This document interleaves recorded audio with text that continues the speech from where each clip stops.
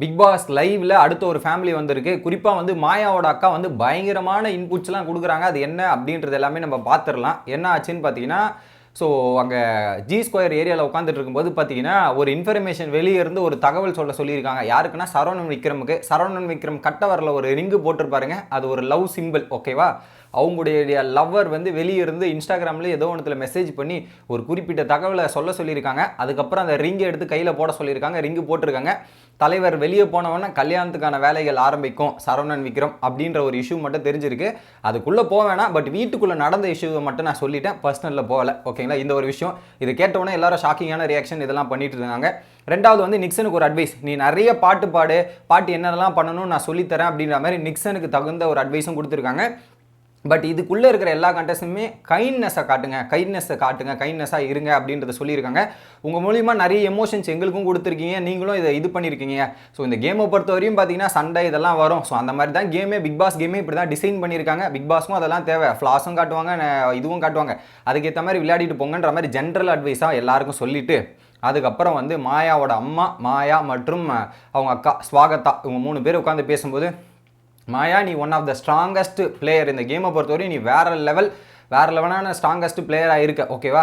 நீ இப்படியே கேம் விளையாடு, தனியாக கேம் விளையாடு அப்படின்றத சொல்கிறாங்க. கேங், அந்த கேங்கை வந்து இருக்கக்கூடாது, தனியாக நீ கேம் விளையாடு, நீயா இது பண்ணு, அந்த அளவுக்கு உனக்கு இருக்குது அப்படின்றத சொல்லிட்டாங்க. அந்த கேங்காக விளையாடாத அப்படின்றது தான் அந்த இடத்துல இன்ட்டு. அடுத்ததாக பார்த்தீங்கன்னா, இப்படியே விளையாடிட்டு வா, இன்னும் கொஞ்சம் கைண்ட்னஸை காட்டு, கைண்ட்னஸாக கேமை ப்ளே பண்ணு, இந்த மாதிரிலாம் பண்ணாத, கைண்ட்னஸை காட்டு அப்படின்றத சொல்கிறாங்க. கைண்ட்னஸ் தானே காமிச்சிருவாங்க மாயா அப்படின்ற மாதிரி இருந்தது. அடுத்ததாக பார்த்தீங்கன்னா, மாயாவோட கேம் கேட்குறாங்க. நான் விளையாடுறதெல்லாம் கரெக்டாக தானே இருக்குது, நான் எலிமினேஷன் கேம் விளையாடிட்டு இருக்கேன், இதெல்லாம் பண்ணிட்டு இருக்கேன். மக்களுக்கு வந்து நான் விளையாடுறது வந்து ஒரு கேமு தான்ன்றது புரியுதா, நான் பண்ணது எல்லாமே கேமுக்காக அப்படின்றது புரியுதா அப்படின்ற ஒரு கேள்வி வைக்கிறாங்க. எந்த மேட்டர் கேட்குறாங்கன்னு புரியுதா இல்லையா? பிரதீப்போட மேட்ரு. ஓகேவா? பிரதீப்போட மேட்டரில் கேமுக்காக பண்ணதுன்றது புரியுதா அப்படின்றத அங்கே கிளாரிஃபை பண்ண விரும்புகிறாங்க. உடனே என்ன பண்ணிட்டாங்க, அதை பற்றி நீ ஏன் கவலைப்படுற, அது அவங்களோட விஷயம், நீ உன் கேமை விளையாடு அப்படின்ற மாதிரி அவங்க அக்கா வந்து அப்படியே க்ளோஸ் பண்ணிட்டாங்க. அந்த பாயிண்ட்டை பற்றி பேசாமல் அப்படியே கட் டவுன் பண்ணிட்டாங்க அந்த இடத்துல. இது ஒரு பக்கம் நடக்குது.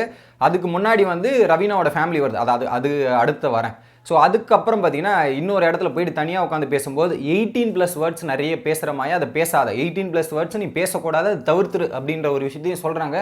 18+ வச்சா நான் மட்டும் தான் பேசுகிறேன், நிறைய பேர் வீட்டில் பேசுகிறாங்க. யார் பேசினாலும் தப்பு தான். அதை எல்லாரும் கேட்காம விட்டுருந்தாலும் நீ பேசாத, அதை குறைச்சிக்கோ, அந்த மாதிரி பேசாத. அதே மாதிரி நிறைய உட்காந்து டிஸ்கஸ் பண்ணுறதெல்லாம் கூட நீ இது பண்ணாத, நிறைய டிஸ்கஸ் பண்ணி நீ பல விஷயங்கள் வேறு மாதிரி ஆயிடுது, நீ டிஸ்கஷனும் நிறைய பண்ணாத, இதெல்லாம் கம்மி பண்ணிக்கோ, அதுக்கேற்ற மாதிரி விளையாடு அப்படின்றது தான். ஸோ நீ வந்து இப்போ செகண்ட் இன்னிங்ஸ் ஒரு கைண்ட்னஸோட கேம் விளையாடுற, அந்த கேம் தான் விளையாடணும், அதை தான் விளையாடுற. நீ ஃபஸ்ட்டு என்கிட்ட என்ன சொல்லிட்டு வந்த, 50 days தான்ட்டா நான் என் கேம் வேறு மாதிரி மாற்றிடுவேன்னு சொல்லிட்டு வந்தேன். அதுக்கேற்ற மாதிரி தான் இங்கே கேம் விளையாடிட்டு இருக்கேன். ஃபஸ்ட்டு 50 days வந்து ஸ்குயிஸ் கேம் அப்படின்னு நீங்கள் பார்த்துருப்பீங்க, அது வேறு லெவலாக இருக்கும். அந்த கேம் மாதிரி விளையாடினேன், இப்போ வந்து இந்த கேம் மாதிரி விளையாடுற. பட் மாயா உடனே சொல்கிறாங்க, நான் எலிமினேஷன் கேம் வந்தேன், எல்லாரையும் வெளியே அனுப்புறது தானே கேம், அதை தான் விளையாடிட்டு இருந்தேன் போது, ஆமாம் நீ என்ன ஃபீல் பண்ணுற, எலிமினேஷனுக்கு நீ மட்டும் எல்லாரையும் வெளியே அனுப்பணும்னு நினைப்பேன், மற்றவங்களும் நினைச்சாலும் கரெக்ட் தானே, இது டபுள் சைட் டிரான்சாக்ஷன் தானே, நீ மட்டும் பண்ணுறது கேம்னா அவங்களும் உன்னை எலிமினேட் பண்ணுறதும் கேம் தானே, இதுக்கு நீ ஏன் கோவப்படுற, இது பண்ணுறன்றதை மாயாவோட தப்பு அந்த இடத்துல சுட்டி காமிச்சிட்டாங்க. இதுக்கப்புறம் கைண்டான கேமை மட்டும் விளையாடு, இதை மட்டும் ஃபாலோ பண்ணி நீ ஒரு ஸ்ட்ராங்கஸ்ட் பிளேயரு, அதுக்கேற்ற மாதிரி விளையாட்டு வா அப்படின்றத சொன்னாங்க. மாயா வந்து நான் ஆனஸ்டாக தான் இருக்கேன், கமல் சார் எபிசோடில் கூட நான் தப்பு பண்ணால் தப்புன்னு எழுந்து நிற்கிறேன், என் பின்னாடி இருக்கவங்க யாருமே எழுந்து நிற்க மாட்டாங்க, அப்படியே உட்காந்து என்ன மாட்டி விட்டுறாங்க அப்படின்றது எனக்கு தெரியுது அப்படின்றதையும், போன வாரம் வந்து அந்த நாமினேஷனை டிஸ்கஸ் பண்ணது விஷ்ணு மற்றும் தினேஷ் தான், அவங்கெல்லாம் கூட எழுந்து நிற்கல, நான் பார்த்தேன், நீ எழுந்து நின்று அவங்கெல்லாம் கூட உண்மையா இல்லை அப்படின்றதையும் ஓப்பனாக உடைச்சு விட்டாங்க அந்த இடத்துல மாயாவோட தங்கை அக்கா. இதெல்லாம் ஒரு இன்ஃபர்மேஷன். இதெல்லாம் வந்து கேட்டுட்டு ஓரளவுக்கு மாயாவுக்கு எந்த இன்புட் தேடணுமோ அதெல்லாம் தேறிடுச்சு. இதுக்கப்புறம் வந்து கொஞ்சம் உஷாராகவும் கேர்ஃபுல்லாக கேம் விளையாடுவாங்க அப்படின்ற மாதிரி அவங்களுக்கு தேவையான முறையில் நான் சொல்கிறேன், நான் என்ன சொல்கிறேன்னு உனக்கு புரியுதா அப்படின்ற மாதிரி சொல்லி புரிய வச்சிட்டாங்க ஒரு பக்கம். இதெல்லாம் ஒரு பக்கம் இருக்குது. பூர்ணிமா நீங்களாம் வேறு லெவலாக இருக்கீங்க, ட்ரெஸ்ஸு கிஸ்ஸெல்லாம் சூப்பராக பண்ணிவிட்டு என்ஜாய் பண்ணுறீங்க, இது ஒரு கேமை ஜாலியாக அதுக்கப்புறம் என்ஜாய் பண்ணிட்டு ஃபன் பண்ணிட்டு வாங்கன்றது தான் எல்லாருக்கிட்டையும். இது ஒரு விஷயமா. அடுத்தது ரவீனாவோட ஃபேமிலியிலேருந்து ரவீனாவோட அண்ணன், அதுக்கப்புறம் ஒருத்தவங்க வந்தாங்களே, நானும் சொந்தக்காரங்களாக இருப்பாங்கன்னு நினச்சேன். இல்லை, என்னன்னா ஃப்ரெண்டோட அம்மாவா, இவங்களாம் எங்கள் அம்மாவே கிடையாது அப்படின்றத ஓப்பனாக சொல்லிட்டாங்க. இவங்களுக்கு இவ்வளோ ரியாக்ஷனா, இவ்வளோ ஒரு இதுவா அப்படின்ற எக்ஸ்பெக்டேஷன் நான் யோசிச்சு பார்த்தேன். ப்ரோமோக்கும் இதுக்கும் கம்பேர் பண்ணால் இவங்க ஏன் இவ்வளோ பேசுகிறாங்க, அவங்க அம்மா வந்திருந்தால் கூட ரவீனாவை இந்த மாதிரி பேசியிருப்பாங்களா, இந்த மாதிரி அட்ரஸ் பண்ணியிருப்பாங்களான்னு தெரியல.